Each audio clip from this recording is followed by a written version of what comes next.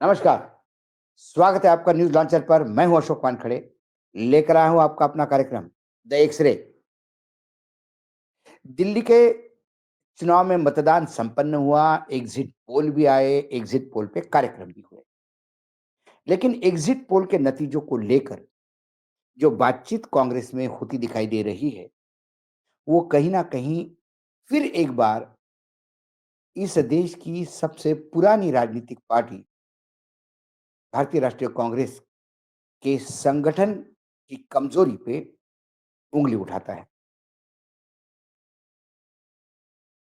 Exit poll ज़्यादातर अधिकतर जो है बीजेपी को पूर्ण बहुमत दिखाया दिया मैंने दिख रहा है कि हर एग्जिट पोल सिर्फ़ 2 ऐसे एग्जिट पोल हैं जो आम आदमी पार्टी को दिखा रहे हैं।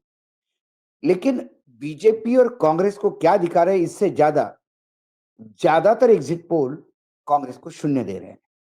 ये बड़ी स्थिति बेकार दिखाई दे रही है।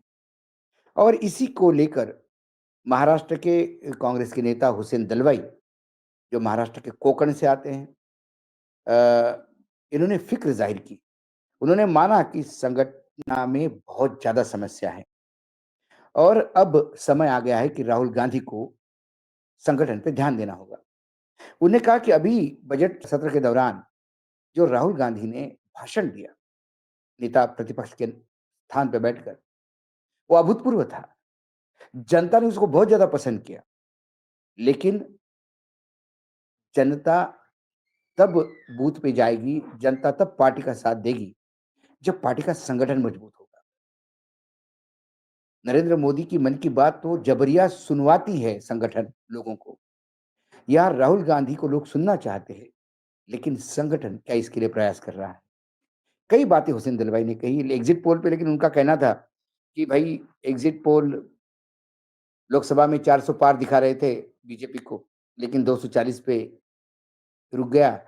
8 तारीख को देखो क्या होता है और 8 तारीख को हो सकता है नतीजा ऐसे आए कि फिर वो उनका कांग्रेस प्रेम जग गया। उन्होंने कहा कि अभी तो हमको शून्य मिल रहे हैं, लेकिन हो सकता है कि अ, कांग्रेस सरकार बना ले।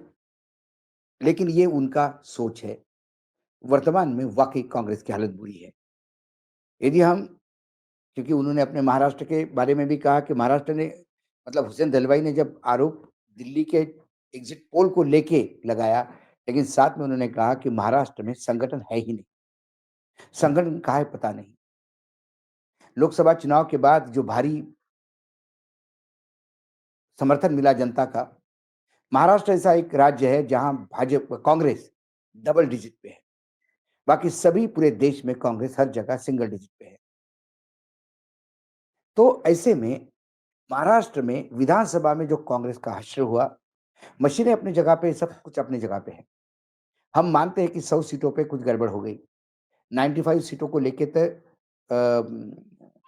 बड़े-बड़े अखबार मतलब लोकमत ने पूरा लिस्ट दिया। बढ़ता हुआ मत प्रतिशत को लेकर हाई कोर्ट ने नोटिस इश्यू किए। वो सब अपनी जगह पे है। लेकिन 288 में से यदि 100 सीटें भी निकाल दें, तो बाकी 188 सीटों में भी कांग्रेस का हश्र क्या रहा? पूरा विपक्ष यदि 45 पे निपटता है, तो कहीं न कहीं लोकसभा के चुनाव का मद इतना शरीर में संचारित हो गया था कि विधानसभा को उन्होंने ग्रांटेड लिया। दूसरी तरफ तीनों राजनीतिक दल, चाहे एकनाथ शिंदे की शिवसेना हो, चाहे अजित पवार की एनसीपी हो या भाजपा हो, ये पूरी ताकत के साथ लोकसभा का पराजय धुलने के लिए निकल रही है। कांग्रेस संगठन नहीं के बराबर था, लचर स्थिति में है और आज भी कांग्रेस के संगठन में कोई वहाँ काम करता हुआ दिखाई नहीं देता। जब ये बात उन्होंने की, साथ में उन्होंने ये भी कहा कि तिरुपति मंदिर में देखिए 18 गैर हिंदू लोगों को निकाल दिया गया। अब तक तो वो ठीक काम कर रहे थे। एकाएक ऐसा क्या हुआ कि उनको वहाँ से निकाल दिया गया? कई चीज़ों पे बात की। लेकिन फिर यदि हम दिल्ली में आए, दिल्ली में मैं हमेशा कहता हूँ कि कांग्रेस संगठन स्थिति ब बुरी है। क्या हो गया? गुरुवार को चांदनी चौक के पार्टी के प्रत्याशी मुदित अग्रवाल ने पार्टी के ही नई दिल्ली प्रत्याशी संदीप दीक्षित पर आम आदमी पार्टी के प्रत्याशी के साथ मिलीभगत कर उनको हराने की साजिश करने का आरोप लगाया। साथ ही कहा ऐसे नेताओं के चलते पार्टी की दिल्ली में इतनी खराब हालत है। उनका ये बयान संदीप दीक्षित के द्वारा उनके पिता और वरिष्ठ पार्टी के नेता जेपी अग्रवाल को स्वयं सेवानिवृत्त की स्थिति में जाने वाली टिप्पणी पे आया। मुदित अग्रवाल ने संदीप अग्रवाल पर आरोप लगाए और यह टिप्पणी उन्होंने 16 जनवरी को एक पॉडकास्ट में की थी, जिसमें उनके प्रचार अभियान से पार्टी के वरिष्ठ नेताओं के नहीं होने पर जेपी अग्रवाल से टकराव जारी रहने की सवाल पर उन्होंने कहा कि ये टकराव या फ्रिक्शन नहीं है। शायद लगता है कि कुछ नेता स्वयं सेवानिवृत्ति की स्थिति में चले गए हैं। आप जब इतनी बुरी हालत में होते हो तो शायद जज़्बा तो होता है, लेकिन शरीर उसकी इजाज़त नहीं देता। मतदान के 1 दिन बाद जारी लंबे वीडियो में मुदित अग्रवाल ने पलटवार कहते हुए कहा कि वह संदीप दीक्षित के बयान पर उसी दिन पलटवार कर सकते थे, लेकिन चुनाव के बीच पार्टी को नुकसान न हो इसलिए वो चुप रहे। उन्होंने आगे कहा कि दिल्ली का हर नेता, कार्यकर्ता, व्यक्ति जेपी अग्रवाल को जानता है, इसलिए यह टिप्पणी शोभा नहीं देती। साथ ही पलटवार करते हुए उन्होंने सवालिया लहजे में पूछा कि संदीप दीक्षित को 10 वर्ष कहाँ गायब थे? इस दौरान वह दिल्ली में कम ही नजर आए। वह किसी का फ़ोन नहीं उठाते, यहाँ तक कि वह अपनी माँ व पूर्व मुख्यमंत्री शीला दीक्षित के करीबियों का भी फ़ोन नहीं उठाते हैं। यहाँ तक कि अपने घर जाने से लोग उनके घर जाने से डरते हैं। उन्होंने कहा कि पिछले वर्ष लोकसभा चुनाव में चांदनी चौक से टिकट चाहते थे। वह चाहते थे कि जेपी अग्रवाल को टिकट ना मिले, लेकिन उन्हें मिलने पर वो बौखलाए हुए हैं और इसी तरह के बयान देते रहते हैं। कई बार वह जेपी अग्रवाल से मिलने आए, उन्होंने प्रदेश कांग्रेस पार्टी अध्यक्ष बनने का समर्थन देने का आग्रह भी किया। जेपी अग्रवाल का घर 24 घंटे के लिए खुला है। मुदित ने आगे कहा कि जेपी 80 वर्ष की उम्र में भी जितनी मेहनत करते हैं, उसका एक चौथाई भी संदीप अग्रवाल नहीं कर रहे हैं। ये सच्चाई को दिल्ली का हर कांग्रेसमैन जानता है। आज भी जेपी अग्रवाल का घर 24 घंटे लोगों के लिए खुला है। वह लोगों के फ़ोन खुद उठाते हैं, कोई पीए या सुरक्षा नहीं रखते। चांदनी चौक के कांग्रेस पार्टी के प्रत्याशी ने संदीप पर आरोप लगाते हुए कहा, संदीप दीक्षित ने उनके प्रतिद्वंदी आप प्रत्याशी पुनर्दीप साहनी से मिले हुए थे, इसलिए उनका कार्यालय बंद कराने की कोशिश भी की। ऐसे में जिसके घर शीशे के होते हैं, वो दूसरे के घरों पे पत्थर नहीं फेंकते। उन्हें अपने अंदर झाँक के देखना होगा। कांग्रेस पार्टी की आज यह स्थिति क्यों है?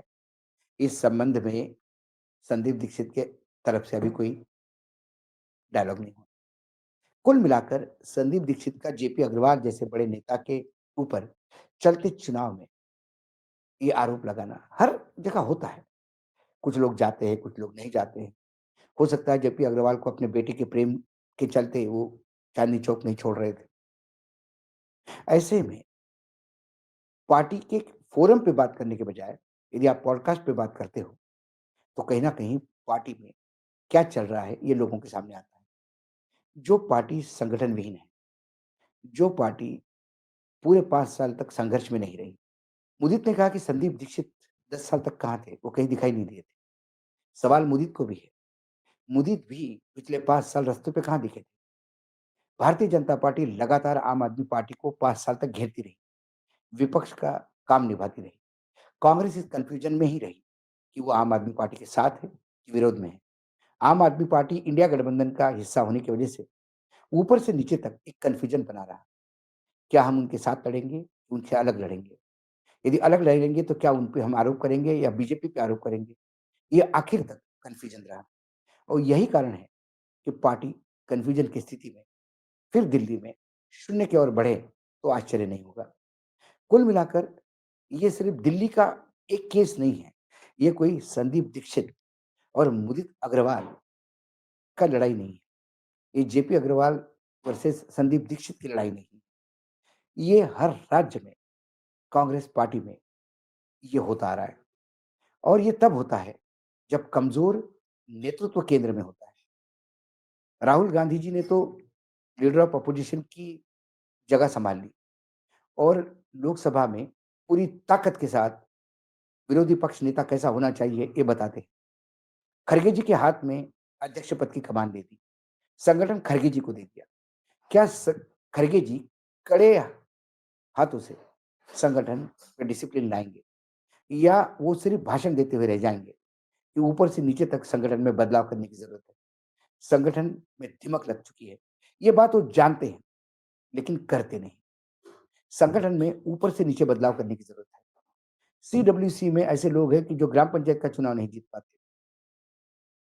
वो क्या स्ट्रैटेजी करते हैं और यदि उनकी स्ट्रैटेजी से लगातार चुनाव हम हार रहे हैं, तो उनको बदलने की ज़रूरत है। जनरल सेक्रेटरी ऑर्गेनाइजेशन अभी तक हरियाणा में संगठन खड़े नहीं कर पाए। पिछले 12 साल से हरियाणा में संगठन नहीं। लीडर ऑफ अपोजिशन कौन होगा? हरियाणा के चुनाव होके 1 साल होते आ रहा है, ये भी कोई नहीं बता पा रहा है। यदि इसी हिसाब से पार्टी चलेगी, तो फिर पार्टी 2029 का चुनाव कैसे लड़ पाएगी? पार्टी में मात्र नेता होने से काम नहीं होता। सेनापति नेतृत्व करता है, लेकिन पीछे बड़ी फौज होनी चाहिए। वो सेनापति का अनुकरण करती है, लेकिन पीछे फौज में ही झगड़े हो गए, तो फिर सेनापति कितना भी अच्छा हो, वो सेना पराजय का ही मुँह देखती है। कुल मिला के जब मैं एक्स-रे से ये तमाम चीज़ें देखता हूँ, तो मुझे एक बात तो समझ में आती है कि कांग्रेस पार्टी में जो अंदरूनी संगठन के लेवल पे जो घमासान है, वो रुकने का नाम नहीं ले रहा है। कहीं न कहीं एक बड़ी सर्जरी की ज़रूरत है और वो सर्जरी राहुल गांधी को करनी होगी। मात्र इंडिया गठबंधन के बड़े नेता, चाहे अखिलेश हो, चाहे तेजस्वी हो, चाहे ममता जी हो, इन सभी लोगों से गर्मजोशी से मिलने से और साथ में स्ट्रैटेजी प्लान करने से पूरे देश में आंदोलन तो खड़ा कर सकते हैं, लेकिन इससे फ़ायदा फिर उन पार्टनर्स को मिलता है। कांग्रेस वो फ़ायदा उठा नहीं पाती, क्योंकि फ़ायदा उठाने के लिए जो फ़ौज चाहिए संगठन की, वो गायब दिखती है। आज एक्स-रे में इतना ही, कल फिर आता हूँ किसी विषय के साथ। तब तक के लिए नमस्कार, देखते रहिएगा न्यूज़ लॉन्चर।